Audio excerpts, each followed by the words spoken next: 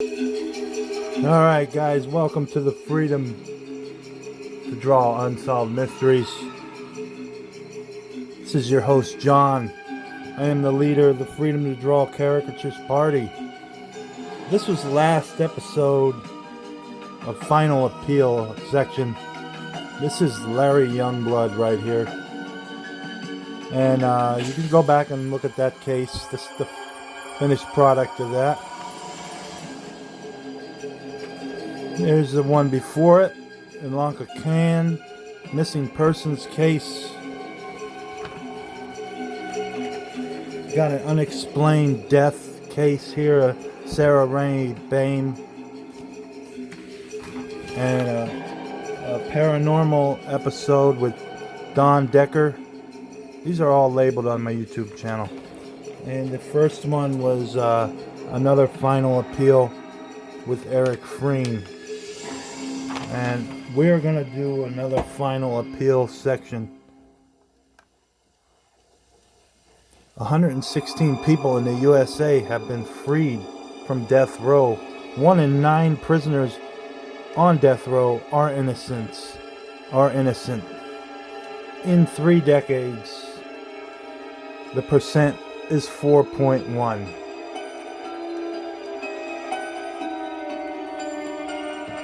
Alright, so we're going to do today's case. This one is the one of Nicholas Yarris. We don't edit anything here. We're live. We don't do any edits. And we don't beg for subscribers. This is the case of Nicholas Yarris.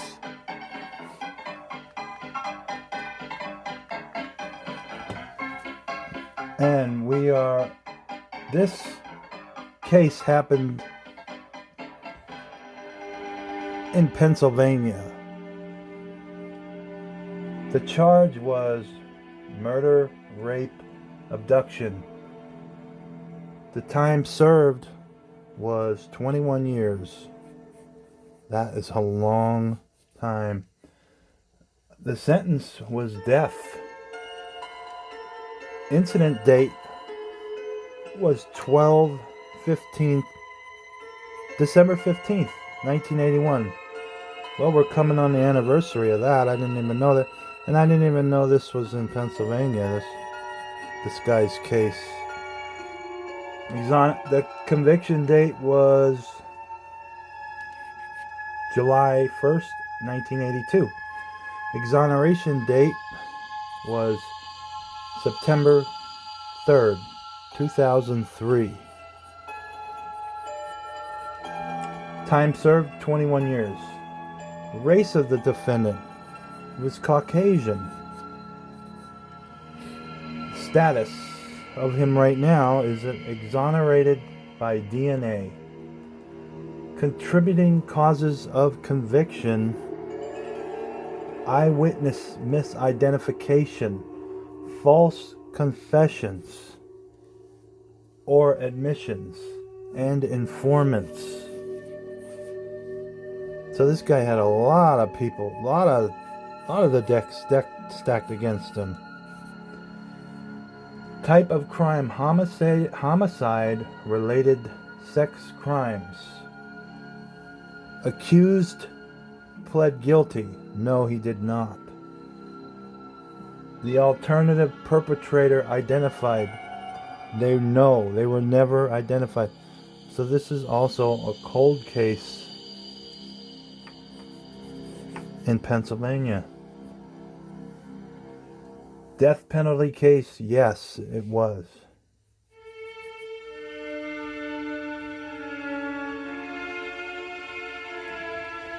On December 15th, 1981, a young sales associate from the Tri-State Mall in Pennsylvania was abducted in her car after her shift ended. When she did not arrive at home hours after she was due, her husband called the police. Investigators quickly located her yellow Chrysler Cordoba abandoned on a roadway in Chichester, PA. Chichester, PA. I never heard of that.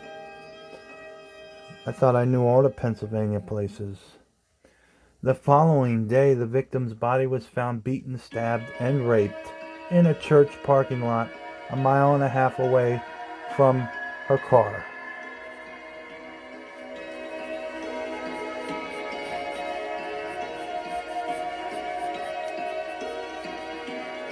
So this case is a mystery. Who did this? Because obviously it wasn't this guy. Who did this awful crime?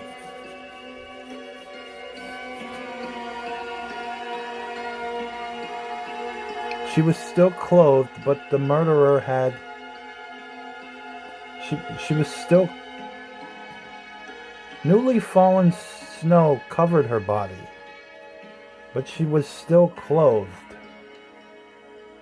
But the murderer had cut open her thick winter clothing to commit the sexual assault.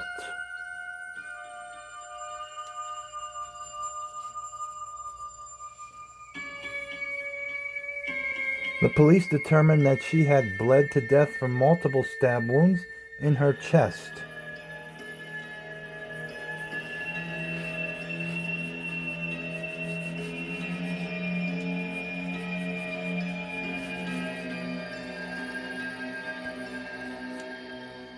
Biological materials included sperm samples and fingernail scrapings were collected from the victim's body.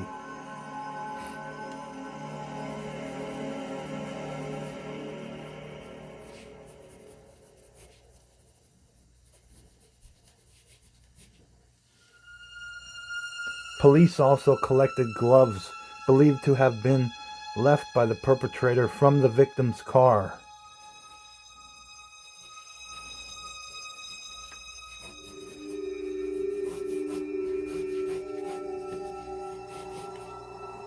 Guy kind of looks like Howie Mandel. The biological evidence collected from the crime scenes would provide to be pivotal in the years to come.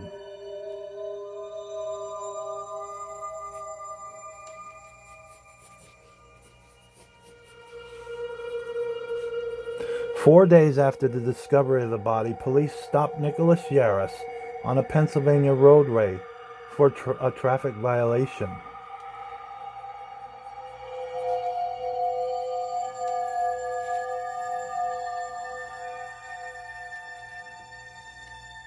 The routine stop escalated into a violent confrontation between Yarris and the patrolman and ended in Yarris's arrest for attempted murder of a police officer.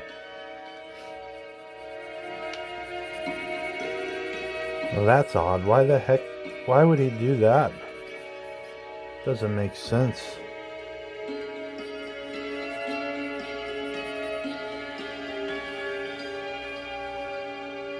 While in custody for this offense, Yarris accused an acquaintance of committing the Tri-State Mall murder in a gambit to gain his freedom.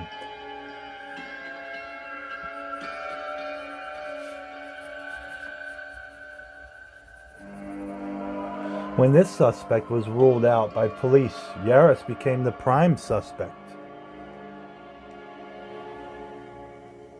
of the murder investigation. According to a detective's statement, Yarris was asked, "Did you mean to kill her?"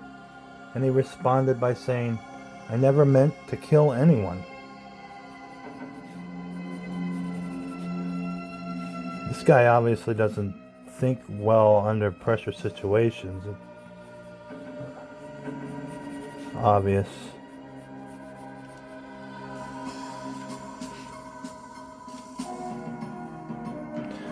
Conventional serological testing was performed on the rape kit, the results of which could not exclude Yarris. Serological means they tested the biological evidence like sperm and saliva. Along with the biological evidence, prosecutors relied on the testimony of a jailhouse informant and identifications by the victim's co-workers who identified Yarris as the man seen harassing the victim before her murder to convict him. In '82, Nicholas Yarris was convicted of murder, rape, and abduction. So those are capital murders there. He was sentenced to death, yes. Whenever you commit a capital murder, you are sentenced automatically. Back then, you would be sentenced to death. Like, say he just wanted to murder that girl for her shoes. That's not capital murder. Or that is capital murder. If he just murdered her, that would be just homicide. But if he murdered her for her shoes, or in this case, to kidnap her, that's capital murder. It's an aggravating circumstance that contributes to the assault, to the crime.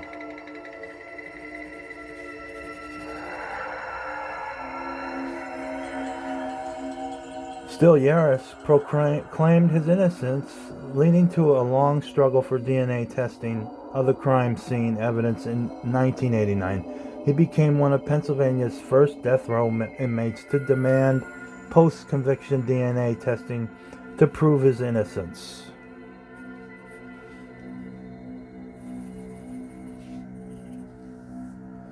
Successive rounds of DNA testing of various pieces of evidence followed throughout in the 1990s. All failed to produce conclusive results. With hope waning, a breakthrough occurred in 2003 when Dr. Edward Blake conducted a final round of testing on the gloves found in the victim's car.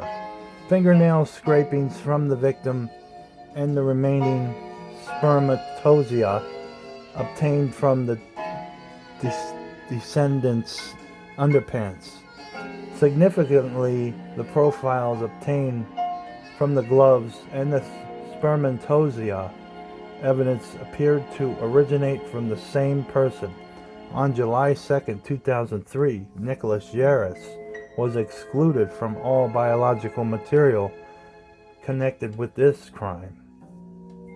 On September 3, 2003, based on Dr. Blake's results, the court vacated Yarris's conviction and he became the 140th person in the United States to be exonerated by post-conviction DNA testing, the 13th DNA exoneration from death row, due, however, to a 1985 conviction for escape with connected charges in Florida. Yarris still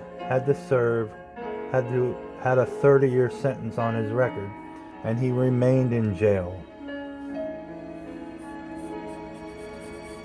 This guy got all the luck. On January 15, 2004, Florida reduced his sentence to 17 years, time served, and granted his release. The following day, Nicholas Yarris was finally freed from a Pennsylvania prison after spending over 21 years behind bars for a crime he did not commit.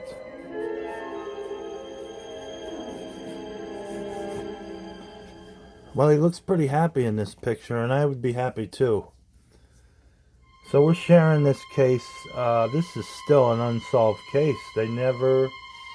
The alternative perpetrator identified. The answer was no. They never identified the perpetrator. This kind of sparks my interest on a cold case here. I wonder if they ever found this perpetrator or not. I'll have to look into it. But anyway, we got a pretty much finished product here, guys. This is the case of Nicholas Yarris, and this is John from the freedom to draw unsolved mysteries. Peace out.